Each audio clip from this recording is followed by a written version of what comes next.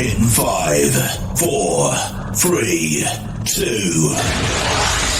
Initialize sequence now. The Doctor is in. This is Randomosity, Toledo's only vinyl radio show. On air, online, anytime, on demand, at your fingertips. Spotify, iHeartRadio, YouTube, Podbean, Audible on Amazon, and now Player FM. You can catch us each and every single Thursday at 1 p.m. Eastern on Owens Community College Radio, and find us on Facebook, facebook.com/Randomosity Podcast. We're going to get right into it here, taking you back to this past Saturday, Randomosity Live for Vinylthon 2023. We had KISS historian Jamie DeVette in, as well as Morgan Kaczynski from NBC 24's What's Going On, to discuss the classic KISS double LP Alive from 1975, as well as Sugar Vermonte, Toledo's favorite drag queen, to talk about and discuss different LGBT artists of the past during the Pride Hour. We're going to take you back to that right now, getting things kicked off, talking about the origins of how KISS Alive from 1975 came to be, and let's just throw that tape in right now, shall we? Leading into this was an interesting time for not just KISS, but for Casablanca Records. It was still, for all intents and purposes, a young record label. Brand new, yeah. They didn't have a lot of money, if any, at times. And KISS had already previously put out the self-titled album Hotter Than Hell, and then Dressed to Kill. And that kind of brings us to this point, doesn't it? All in the span of 13 months did they put out 3 records. Casablanca Records was so desperate for a hit. They would pull them off tour, get them in the studio, get them to do another record, put them back on tour. Nope, that album didn't sell. Come back in, do it again. Mm-hmm. But what they found after 3 records, they found 2 things. One, we're broke. We put all our money into these 3 records, and now we don't have, any sales. But KISS is killing it on the road, selling out. Some bands aren't even letting them open up because they're just so good.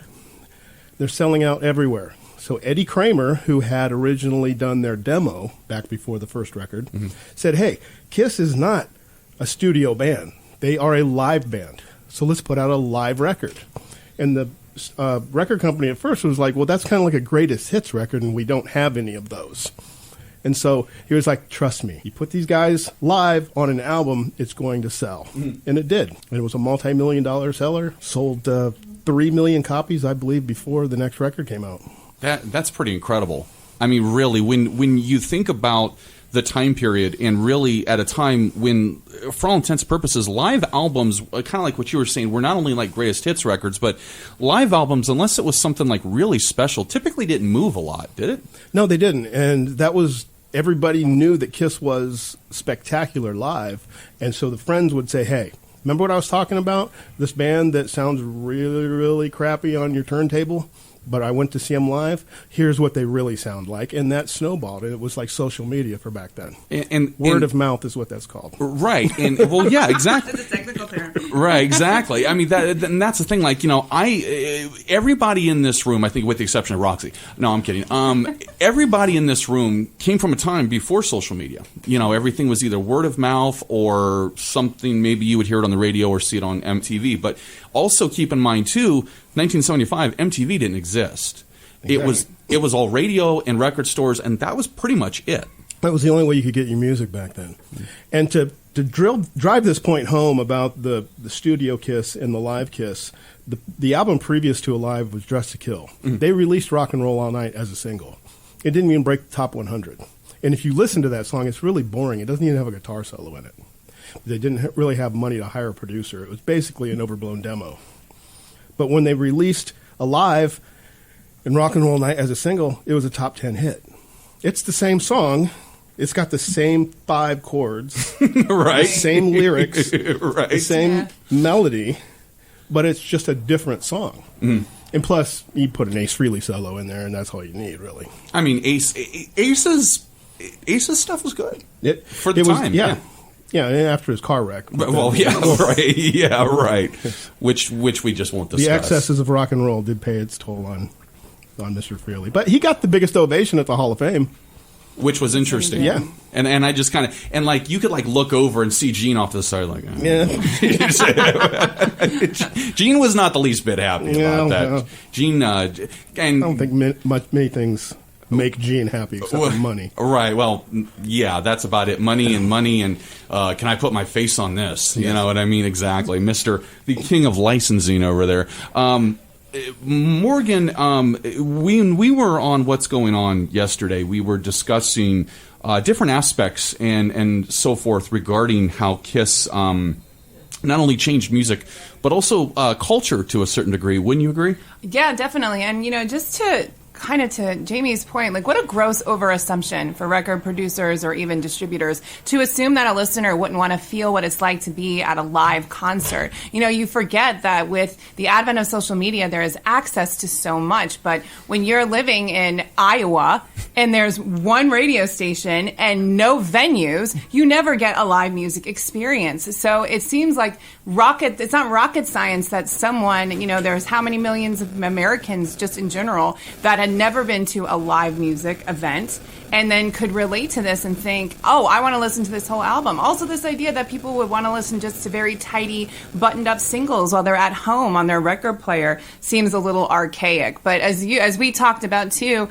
one of the things that influenced me as a young child in the 80s and early 90s was how bold their fashion sense was. Mm. And what I didn't understand at the time was what I was attracted to and, quite frankly, aroused by was their androgyny and their ego, if you will, and ego in a Greek way, ego in a good way. They were so bold and confident that they could go out and wear these outfits that until then were really subsidized to being, LGBTQ, if you were to say it at the time. Right.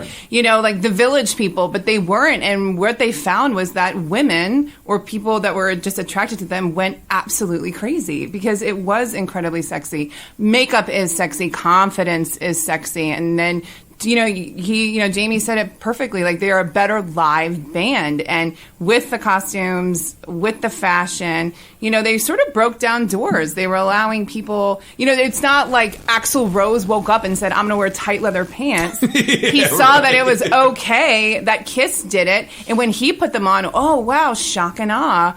All of a sudden, I'm getting free into the strip club. So they really did. I don't think a lot of people probably put that together. I don't think Anna Wintour with Vogue is saying that Kiss opened all these doors, but it's pretty obvious that they just did. No, you're absolutely right. And talking about the influence and so forth that Kiss put on people. Interestingly enough, this morning when I got up and I was getting my coffee and getting moving on the morning and getting ready to come here, I found this little documentary on the first couple albums by Rat, and they were showing videos and concert performances of when Stephen Pearcy would perform in the early 80s.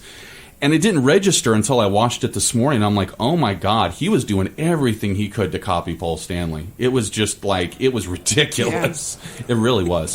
To the point that he really owes Paul royalty. Like, it was like, I'm like watching, I'm going, am I watching Paul or am I watching Steve? Like, what am I watching here? You know what I mean? It was crazy how much it influences you in ways that you don't even realize, because some of my early recorded music sounded like Paul Stanley. Mm-hmm. And I never really knew that, and I didn't hear it, but everybody would tell me that. And it was just a subconscious thing after listening to the record so many times, you just start to get influence in ways you don't even realize. Yeah, it's interesting. I've probably played this album, obviously not nearly as many times as you have, but I've played it quite a few times leading into today, so I could kind of literally I would know where everything was and just kind of take it all in. And, the interesting thing I find about this album, talking about Firehouse, is it sounds so perfect at times, and then there's other times where it's kind of like loose. And, wasn't it basically that they wanted to replicate that live sound that you would get when you went out and saw them pretty much? That's exactly. They could have done two things. They could have made this just a single album with a bunch of live cuts on it. Mm-hmm. But that's where Eddie Kramer said, no, it has to be a double album. It has to be the full concert. It has to be like the intro to Cold Gin that we're going to listen to on side 4, where he talks. Mm-hmm. No live records now do that. There's just a live cut. Well, there's really no live records anymore anyway. Right, but if you see a cut on YouTube and it's just a song, it's just the song in front of an audience. You don't get that full effect. You can't sit with the speakers like I used to do on both sides of me and close my eyes. And like you said, because I lived in the middle of Ohio and there wasn't a venue around here. Right. And I would have been ostracized if I ever went to see Kiss. Oh, God. From the family. That was the way I would go and see Kiss, was to just sit there and picture it in my mind. So they wanted this to be a concert experience, and that's what they did. You eventually, not to break subject, but I guess we're staying on the same subject. You eventually did go to see Kiss as you got older. Do you remember your first Kiss concert? I do. It was Animalize. Okay. And Queensryche opened up, and they got booed off stage. Now, was this when Kiss had? Yikes. Well, now that's It's a rough interesting. audience. Now that's interesting because I'm a Queensryche fan now, but I need to clarify. I'm a Queensryche fan up until about Promised Land. And then after Promised Land, I was done. I know a lot of people like here in the Now Frontier. Well, this was their very first record. Nobody knew who they were. They weren't Queensryche yet. They were just, some guys from Seattle that Kiss had been dragging on the road. And Jeff Tate really didn't have that rock star in the 80s look. And somebody said he looked like Elvis, and that kind of shot around the stadium. Elvis. They started chanting Elvis. And Oh, jeez. I always felt so bad. That's terrible to get booed off stage like that. But bring on Kiss. That's what I'm here for. Oh, sure. Right. No, you're I feel absolutely. bad for any opener, really, that's coming on, because you're sort of biding your time, unless it was billed.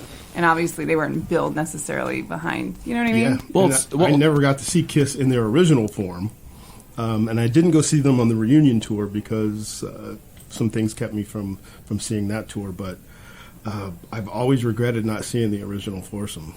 That would have just been a spectacle. Now, they're on the end of the road tour right now, and there's been a lot of speculation coming up at the final show whether or not the original four are going to get back on stage and do one last song. Do you think it's going to happen? I don't think so. Yeah. I don't think Ace is in a place right now where he can put aside all the personal stuff, because it's getting really, really acidic right now. Yeah. And as much as I would love to, and I was very disappointed that they didn't set it aside at the Hall of Fame and at least go up and perform a couple of songs. Sure. But I don't see it happening. I see some of the other guys getting up. Bruce Kulick, maybe Vinnie Vincent gets up for a song. Peter Criss might get up, do a song. Peter is interesting because you don't hear nearly as much stuff, shall we say, about the issues with Peter. You hear it more about Ace, and I even saw a picture. It was a few years back. There was a charity event. I want to say it was like 2018, 2019, something like that. And it was Gene and Peter, and they were laughing on stage like no time had passed. But you don't see the same thing with Ace. No, Ace took a lot of things personally. Yeah. And he's Ace. He's going out, he's doing his club tours, he's doing his book signings. He's happy. Yeah. He doesn't need all the bull that goes along with a Kiss tour. Yeah, and I mean Ace is Ace. I mean, he will forever be Ace Frehley, He's the lovable one, he's like Shaggy. Right, yeah, exactly. I was going to ask you briefly about when you went and saw them on the Animalize tour. Now, was this when they had Mark St. John? No, Mark had done the first two concerts of that tour, and then he got the arthritis syndrome in his hand, and Bruce Kulick stepped in and did the rest of the tour. And they eventually replaced Mark with Bruce. Yes. Okay. Yeah. Now, Mark wasn't a good fit musically. It's interesting you say that because, and I promise, Morgan, we will get to you here in a second. I'm taking the journey with the viewer over here. I'm loving it. A few weeks back, I want to say it was mid to latter part of March, Kiss, this series they're doing called Off the Soundboard, they released different concerts at different points in time, different lineups, so forth. And the one they just released a few weeks ago was from that tour, and Mark St. John played on it. I had never heard Mark St. John live. I had just heard the album, Yes. So I was like, okay, I'm going to put this on and check it out. And I listened to the whole thing from start to finish. And it's funny you mentioned Mark St. John not being a good fit, because I remember when I got done listening, I called my dad, and I was like, Dad, please understand, Eric Carr sounded fantastic on there, and Gene and Paul, of course. Paul said some stuff we can't repeat on the radio, shall we say. But I was listening to Mark because I'd never heard him before, And he legitimately, it was like, he sounded like a fish out of water. He's a virtuoso. Yeah. He doesn't fit in with the four-chord, rock and roll, straight-ahead rock and roll songs. And some of the work that he did on Animalize, they actually had to tone him down. They would have to say, no, do that, but do it slower. Because he likes to noodle up and down the fretboard. And that just, it's impressive, but it's just not Kiss. Right. Yeah, I mean, Kiss is very... I don't know, simple? If that's the correct word, but it's like it's not.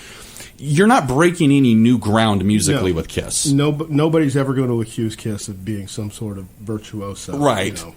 They tried that and it failed with The Elder. Which, I mean, I'll be honest with you. Music from The Elder, for the record, it's not a terrible record. It's really not. It's not. It's actually good.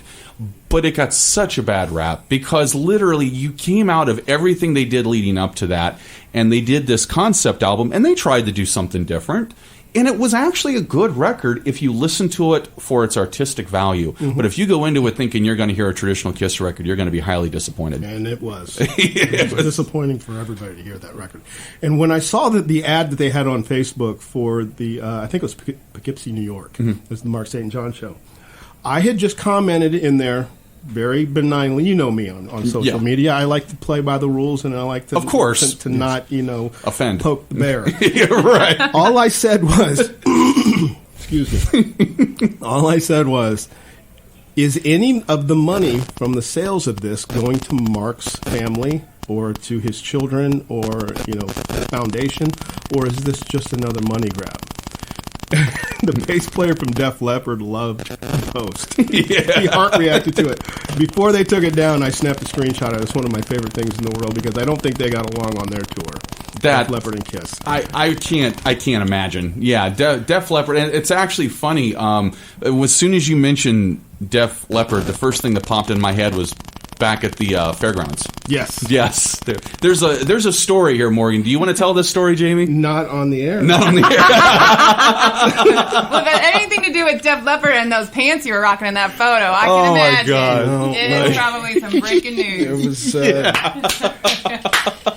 I'm lucky my truck was there the next day. Hey, it's rock and roll. It's the culture. Oh, my goodness. All right. I forgot where I was going with this now. Okay. So, talking, we mentioned before we started Side A, around this time when this record blew up, and it was followed with Destroyer, if I recall. Yes.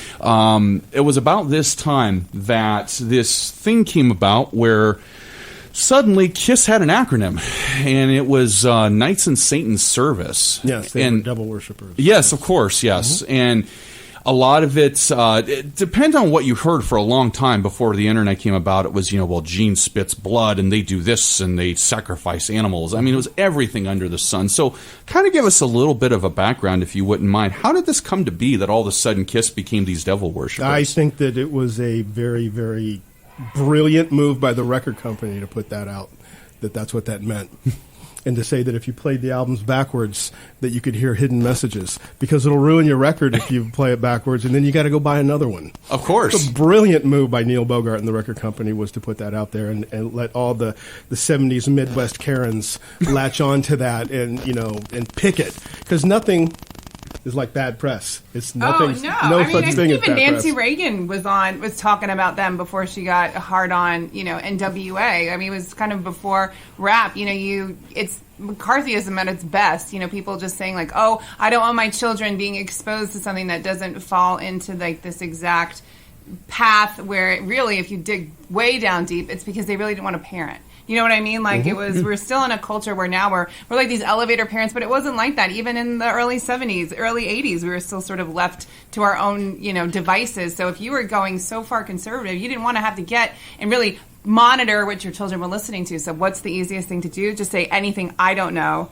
is bad if it's not Anne Murray. And that's why I think disco had such a profound effect, because, we were talking in the break. We forget that, the recession kind of began late 70s, early 80s, and not everybody had money to go to concerts, to buy albums. So if Kiss is released today in an economy like ours, where we just have a little bit more, we're just spending money in a different way, how well would it have done? It's just hard to really get a good gauge on that. But that is, Knights of the Satan. I would have bought it just for that.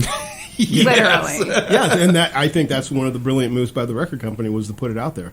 I don't think that there's a mother or who was it? Al Gore's wife in the Tipper Gore in the 80s. We had to have the congressional hearings Oh my God. where Dee Snider looked at Al Gore and said, "Well, yeah, listen to the album before you let your kids listen to it." Because being a parent is hard, Mr. Gore. Yes. Yeah. Dee Snider is telling you how to be a parent. You're probably not doing it right. Right. So- right. Oh, that's Yeah. great. So if you are really, really interested in what your kids are listening to, listen to it. Chances are you're probably going to like it. You sit there and you tap your feet to it. I don't like some of the things that my son listens to. Hi, Shay. I don't like it. No matter what it is, I'll ask what that young lady is so angry about, even if it's a male singer. Sure. Right. Right. But when he's not around and it comes on the radio, I don't turn it off because it's just music. Hey, Sugar's here. Sugar's here. Sugar's here. Sugar is here. Sweeten it Okay. up. All right. I'm looking forward to this. It's going to be a lot of fun. All right. So hang on 1 second here because I got to lift this up. I don't want to ruin my record here. All right. Okay. So we're getting towards the end here. We got one more side to get through. And we were discussing this off air. And it's a fascinating story regarding the recording of this album. There are, some live songs on here, but not everything is live. No, they recorded it at 3 different venues. I think Detroit, New York City, and I can't remember the other one. Maybe even those two aren't correct. I think it was the Agora, wasn't it? Maybe. Yeah, in Cleveland. Yeah. Yes, you're right. Yep. But even then, there were misnotes that they couldn't release that way. Gene forgets the lyrics to Let Me Go Rock and Roll almost every time he had to sing it. So there were a couple of songs, and I was never able to figure out or find out what songs that they were, where they just recorded them at sound check and then mixed the crowd noise in later. Is it a 100% live record? No. But nobody is putting out a 100% live record. There's always tweaks to it. Sure. And there's always going to be flat notes when you're singing, or Ace is Ace. He's not going to hit every one of his notes right, so they would have to go in, and even if on the live cuts they did a lot of overdubs, Right. but it doesn't take away from the overall product. It's still a masterpiece. It is. It's legitimately one of the best live albums ever made, if not the best live album ever made. I mean, This one and Frampton Comes Alive are my top 2. They interchange depending on my mood. My dad was a big fan of Frampton Comes Alive. He used to joke with me. He's like, man, when I was growing up, if you didn't have this album, man, it was just given to you. Yeah, there was. Yeah, the government gave it to you when you turned a certain age. Yeah. Like in the '80s, when I turned a certain age, they gave me a copy of Thriller. Here, Here you go. Yeah, this or is your Sports by Huey Lewis. Right, yeah. Back in Black. Those are the 3 records everybody had. I don't care who you were. Footloose was another one. We've got the jacket for the original Footloose soundtrack with Kevin Bacon up here in the studio, and that's actually, I used to have that record. Yeah, everybody did when in the 80s. Hello. Yeah, and there are certain records that everybody had in a certain age group. Kiss Alive, everybody had this record. And Destroyer, and the ones that came after it. Because after this record, they realized that we can't let Kiss just go in there and record their music. We have to have a band leader, somebody in there that's going to be a drill sergeant. Bob Everson actually had a referee's whistle that he would blow to get everybody's attention. Hey, let's focus. Let's get this record the best we can do. Let's just not record some music and hope it hits. Let's get that live element in here and make it, because this was the benchmark. This is what they wanted to reproduce in the studio. And largely, they pulled that off. So that was side 4 of Kiss's classic 1975 double LP, Alive. And My yes, favorite side, by the way. Side 4? Side 4. My favorite side. Side 1, side 4. Depends on my mood. Yeah. You cannot beat the way they do Cold Gin. It's just amazing. I'm a big fan of that long version of 100,000 Years. Oh, yeah. That's Just good, the too. drum solo in that with Peter Criss is just off the chart. And this is what I'm talking about. With this record, it's a concert experience. Right. When they tried to repeat the trick with Alive 2, they only did songs on Alive 2 that were on the 3 records previous to that. So it wasn't a concert experience because you didn't get Deuce, you didn't get Strutter, you didn't get Firehouse. You know they played those songs at an Alive 2 show. Sure. But they didn't put those songs on it because they only wanted... That was a greatest hits that happened to be live. And that's the difference between those two records, and that's why this one is held in such high regard, and that one is kind of like an afterthought. Jamie, Morgan, thank you so much for coming in today to do this. Thank Really you do for appreciate. having us. Absolutely, we really do appreciate it. Stick around, because after the break, we're going to take you back to Sugar Vermonte and the Pride Hour. This is Randomosity, Toledo's only vinyl radio show. My name is Dr. J. Thomas. Don't you go anywhere. All right. You're listening to Randomosity with Dr. J. Thomas. And this is Toledo's only vinyl radio show.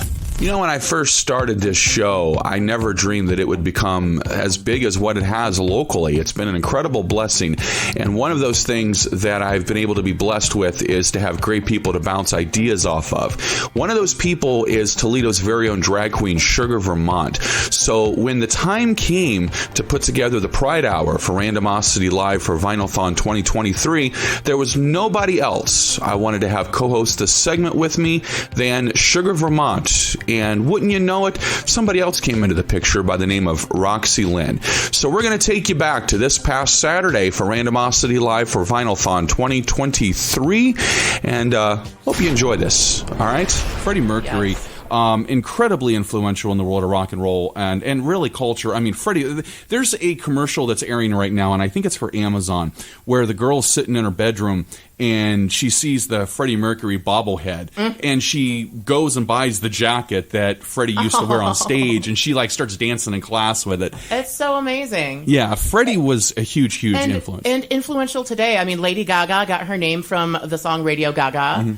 It's everybody gets inspiration. Wade Mercury, he is a male stripper here in Toledo, and he got it for Freddie Mercury too. Did you hear that, male stripper? Coming in town. Okay, I'm just saying, Freddie Mercury be inspiring people, honey. Freddie Mercury, man, that's the thing. Like Freddie was so big, So talented, that voice. Did you ever hear the opera album he did?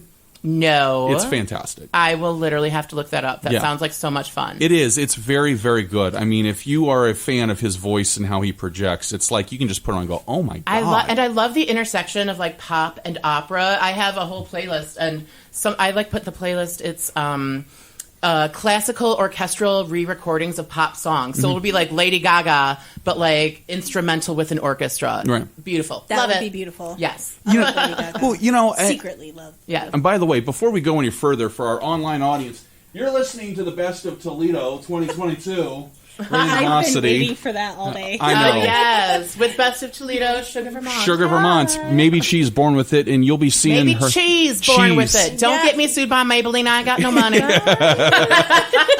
And that's actually no joke, because she just bought a brand new food truck. She Right. is broke. I literally don't have any money. I just put it all in a new food truck. I am so excited. Like, I will be one of your first customers in your new truck. A couple weeks, 30 days or less is my goal. Be on the road, slinging cheese, baby. You were making 40 pounds of mac and cheese, and I got to be honest with you, this woman right here is a mac and cheese connoisseur. So Yes. as soon as you're ready, call her. She will come out. Oh, absolutely. I love. Listen, I'm on a diet, so like, don't tell people I'm cheating on it. Okay, I'll be a sneaky link for that melted cheese girl. Yeah. Yes. Here, eat this. Yeah. See, there you go. You just tell me it's carb free, and All it'll right, be good. girl, I'll lie right to your face. I'll eat it either way. Yes. Talking about you not only having the food truck, but you're also, I guess, a drag artist. Yeah. And, you know, you've traveled all over the country, performing literally everywhere. Yeah. But it wasn't always like that. You had to start somewhere. So if you wouldn't mind telling us a little bit about what made you want to do all that and how all that came to be.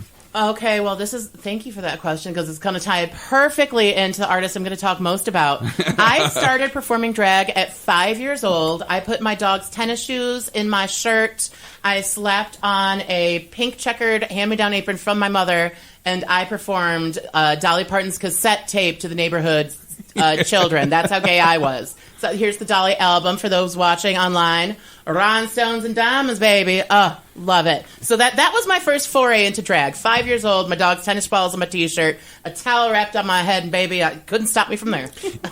Now, this has fascinated me, because when I pitched this to you and you talked about, oh my God, are we going to talk about Dolly? Yeah. I looked into this. Like, Dolly is like a legend. She is the legend, yes. Yeah, it's like, it's not just country music, but it's in the world of drag. Like, a lot of people look at her as like, oh my God, I want to be just like this woman. And from across genres, from country to, she was the original pop country crossover.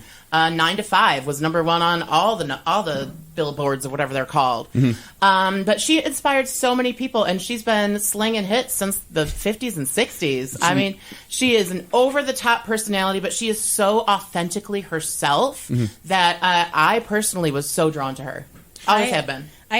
She has this book club, and I am subscribed to it, and Leia gets books every single month. Yes, the Dolly Parton Imagination Station Library. Actually, more than 50% of the kids in Lucas County are signed up for the free books from Dolly Parton. Y'all, if you are listening to this, if this reaches you, you can get free books from Dolly Parton for your kids every single month from the Dolly Parton Imagination Station book program. It is amazing. And she's amazing. And it's very easy to sign up, too. Yes. I think it took me like 2 minutes.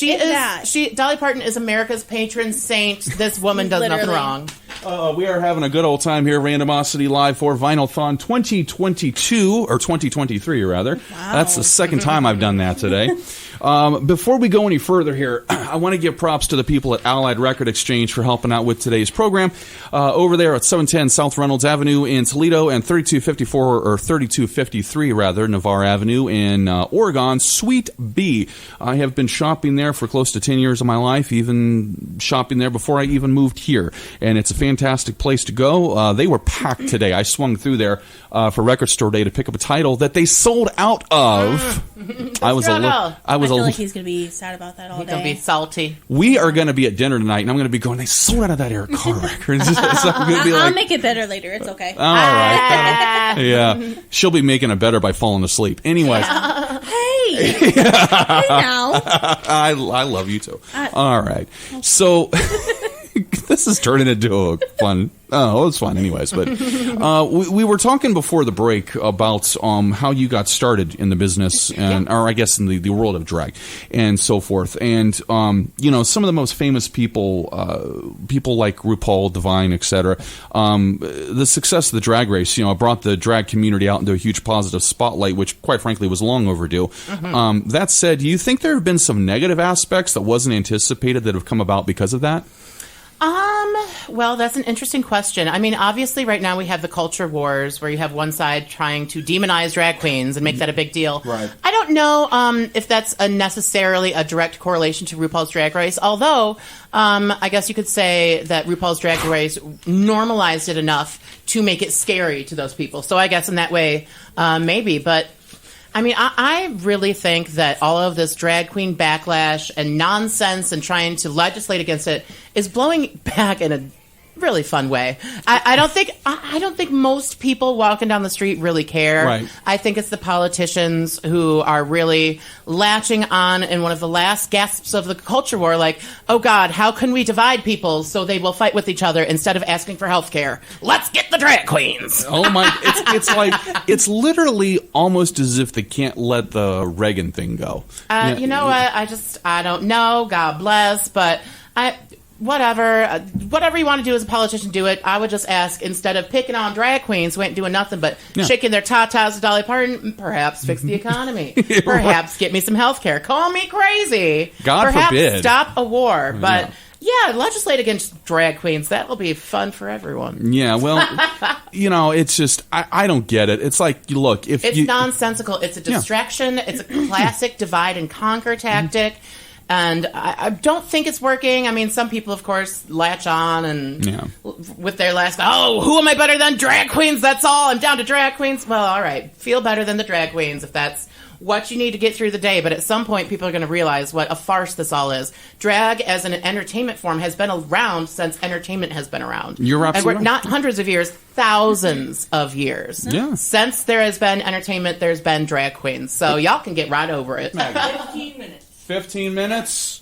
All right. So I guess, well, let's see. Where do you want to go from here? Do you want to do Bette Midler, or do you want to... Bette Midler, yes, please. Bette Midler, okay. Yes. I love me some Bette. That was also, gosh, I remember seeing Bette Midler on the Rosie O'Donnell show growing up. and she had that song "I'm Beautiful, Damn It." That spoke to my young gay homosexual soul so much. And it's so interesting because I'm talking about, watching her on Rosie O'Donnell, but like Rosie O'Donnell could not be out of the closet while the Rosie O'Donnell show was on. That is true. And a couple of years before that, I grew up watching TV in a time where you could literally, you could not be gay on TV. And this is not long ago. This is 30 years ago. Evelyn got fired for being the first open lesbian on television, and she was fired for it. Yeah. And here I am on Facebook Live streaming and on your radio show and 103.3 every morning, and I just did NBC, and I did the Great Food Truck Race, and it's so interesting and so cool how fast the culture has moved and changed towards acceptance, because we have went from you can't be gay on TV to Sugar Vermonte slinging mac and cheese in like 25 quick years, honey. And winning awards, by the way. Yeah, yes. It's really cool to think about. You were saying something, Roxy? Oh, I was saying how amazing it is, just how much... That was very grammatically incorrect. No, it's just like an exponential growth and acceptance. It's not like you would never think, and for so long, for forever, it was a taboo. But anymore, love and acceptance. Once you start loving somebody and they tell you who they actually are, it's really hard to start hating that kind of people anymore. Period. And I just love love in general. I don't care who you love. I love love. I love it. Although I love it. Although technically, I will say, I love, Toledo loves love. It's all amazing, but I'm a little apathetic towards love. Actually, I'm about that single life. Yeah. Listen, single Pringle. Yeah, a single Pringle. She sounds crunchy. Single Pringle. Single Pringle with barbecue. There we go. Good time. Spicy barbecue. Spicy barbecue. Yeah, there's kind of a running joke there with the spicy barbecue. That goes back to when we were first dating. Yeah. We just got the notification that we're kind of running short on time here, so we're going to get one more track in. Actually, we're going to get two, but we're going to play a song here we've been talking about playing for a while, and I sent this to you the other day, and literally you were like, "Oh my God, I've never heard this, but I love it." The Bette Midler? Yes. It is now on my official Sugar Getting Ready playlist. I'm like, I feel like taking somebody's man. Oh yeah. So this is off of her second record, released in '73, and this was originally a blues song a blues song recorded by Albert King, and Bette Midler covered it and made it her own. I love it, and she's got that is a sassy broad right there. She started, speaking of gay being taboo, she started in the 60s and 70s in the bathhouses of New York City, where the gays were doing their gay butt stuff. Can we say that on air? You can say gay butt stuff. I checked. But she was literally working the bathhouse circuit, just like if you guys saw American Horror Story this past season, it was New York City, and it was in that time, and Patti LuPone was in it in a role kind of inspired by Bette Midler, because Bette Midler is the OG. I almost said an old term. It rhymes with rag hag, but she's the OG one, honey. Yes, she is. Oh my goodness! All right, so we're going to play this song here, and then we'll be back to wrap up, and we're going to close with kind of an important song to, I guess, not just the LGBT world, but disco and pretty much a lot of people in general, and it's a kind of an anthem, so to speak. But before then, we got Bette Midler here. This is called "Breaking Up Somebody's Home" on Randomosity Live, Toledo's only vinyl radio show. I got a funny feeling that all of you girls had better hold on to your man, 'cause I feel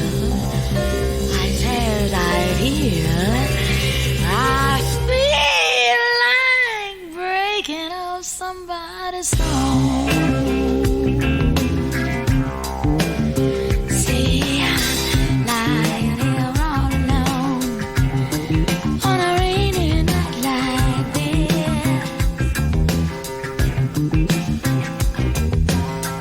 starving for loving. What I would give for just one kiss. Every raindrop I hear against my window pane,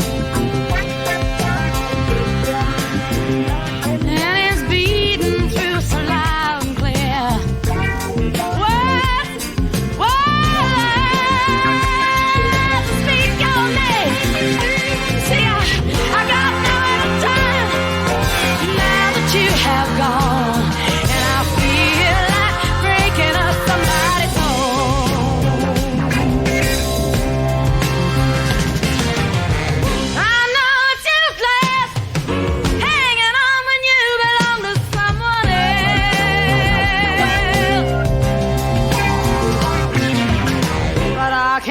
a feeling. Oh, after all, I didn't make this fair.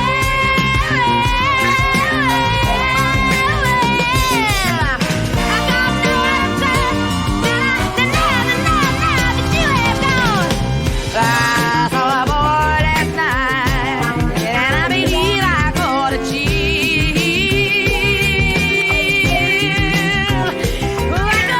I could not control the vibration of my heart just would not stand still. I got nowhere to turn. Now that you have gone, and I feel like burning up somebody's home.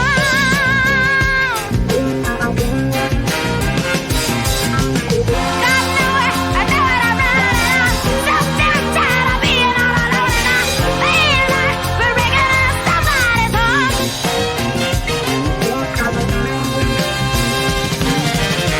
I know it's useless hanging on when you belong to somebody else.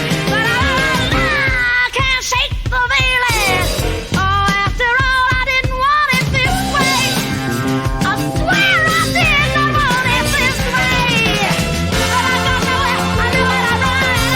So goddamn tired of being alone, and I feel like breaking up somebody's heart.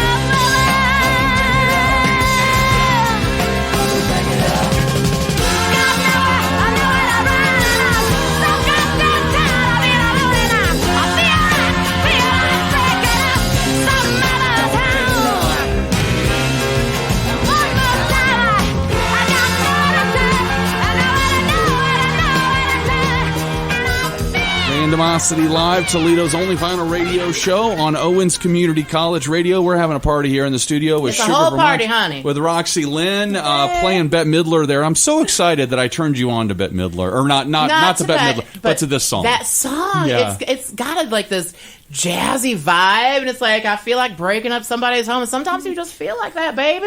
I figured one of these times I'm going to go to one of your shows and it's going to show up in your set list. For sure it will. For sure, I'm gonna feel real zesty one night, and I'm like, you know what? I feel like breaking up somebody's home. Well, there you go. Thanks to Jay Thomas. Right. Thank you so much. And then I'll get a phone call. Jay, did you do this? All right. Wow.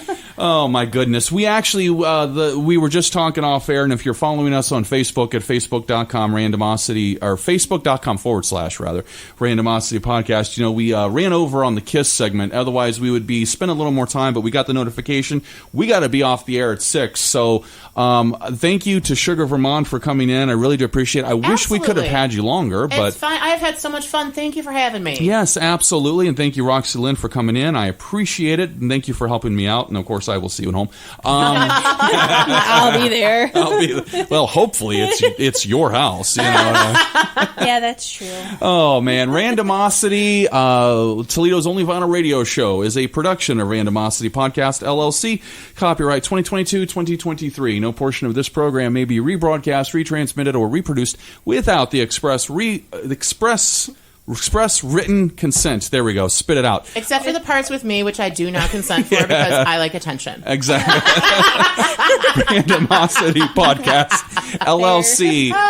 Oh, my God. Copyright 2022-2023. This poor man ain't going to be able to talk. It's probably a good thing we got the wrap it up thing, because I'm getting to that point in life. Yeah. All right, so we're going to close with a disco favorite here, and an anthem for a lot of different people, and this was a song that came to be during the disco era. And talking about disco, you know, we talked about this off air, that the whole idea behind it started in basically the gay clubs, and it went mainstream, right? The gay clubs and sometimes even the bathhouses, like with Bette Midler. Yeah. Yeah, I mean, the gays got a good lock on this culture, honey. Don't come for us. So stop banning drag shows. Okay. Please. Exactly. Oh, my goodness. All right, everybody. So this is Gloria Gaynor, and I Will Survive. Thank you so much for joining us on Randomosity Live for Vinylthon 2023. There, I finally got it right. All right, everybody. Till next time, thank you so much for joining us, and the doctor has left the office. See you later. First I was afraid, I was petrified, kept thinking I could never live without you by But then I spent so many nights thinking how you did me wrong, and I grew strong, and I learned how to get along, and so you're back from outer space. I just walked in to find you here with that sad look upon your face. I should have changed that stupid lock. I should have made you leave your key. If I'd have known for just 1 second you'd be back to bother me. Oh, now go, walk out the door, just turn around now, 'cause you're not welcome anymore. Weren't you the one who tried to hurt me with goodbye? You think I'd crumble? You think I'd lay down and die? Oh, no, not I will survive. Oh, as long as I know how to love, I know I'll be alive. I've got all my life to live, I've got all my love to give, and I'll survive. I will survive. Hey, hey.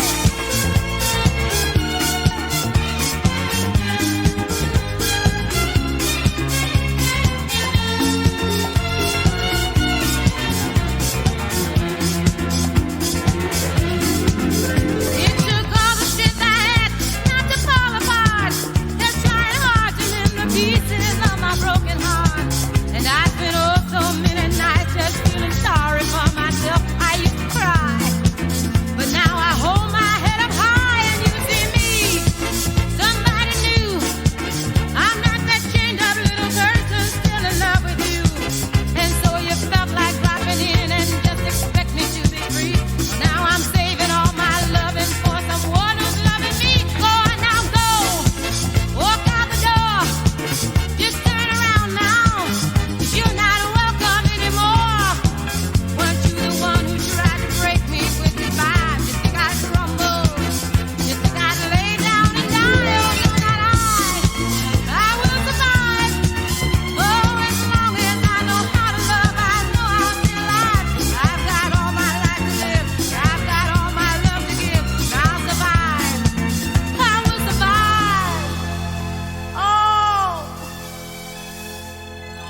go on now, go, walk out the door, just turn around now, you're not welcome anymore. Weren't you the one who tried to break me with goodbye? You think I'd crumble? You think I'd lay down and die? Oh, no, not I will survive. Oh, as long as I know how to love, I know I'll be alive. I've got all my life to live, I've got all my love to give, and I'll survive. I will survive. I will survive. My name is Dr. J. Thomas, and this has been the Randomosity Live recap from Vinylthon 2023. Thank you so much for joining us. We'll see you next week. You're listening to Randomosity with Dr. J. Thomas, and this is Toledo's only vinyl radio show.